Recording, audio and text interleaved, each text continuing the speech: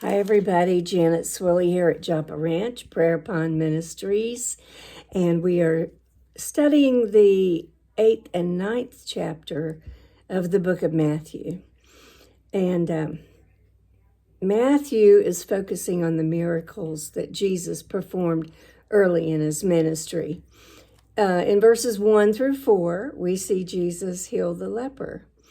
Now, leprosy was the most terrible of diseases. The people suffered slowly, and they just became a mass of ulcerated growths, open sores, and the prognosis for that was about 9 months. But it usually ended in mental decay, coma, and ultimately death. There were prolonged types of leprosy that last 20 to 30 years.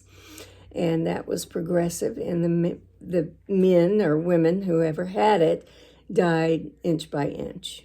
This limb, that limb, yeah. Well, anyway, something that made leprosy worse was that these lepers were treated as if they were already dead, and they were just banished from human society. In Jesus's time in Palestine, the leper was barred from Jerusalem and from any of the walled towns.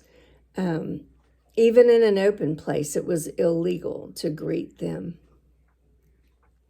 Now, in the story, we have to look at the leper's approach to Jesus and Jesus's response. The leper came with confidence. No leper would come near the Orthodox scribe or rabbi. He knew he'd be stoned away. But this man came to Jesus.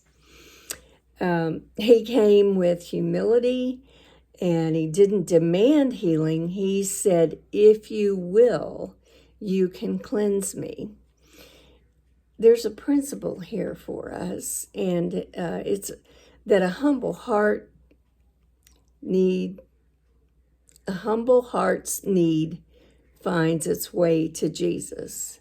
A humble heart's need finds its way to Jesus. A humble heart's need finds its way to Jesus. Now, the leper came with reverence. He knew that in the presence of Jesus, he was in the presence of God.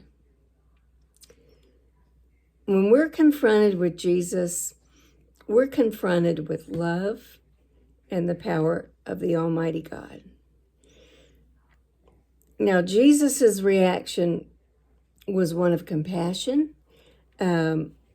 He stretched out his hand and he touched this leper. And for him, there was only one obligation, and that was to love. Love takes precedence over all other rules, laws, and regulations. True Christians will actually take risks to help their fellow man. Now, Jesus defied the law. Jesus defied the law, and he risked infection when he helped this leper, but he wasn't being reckless.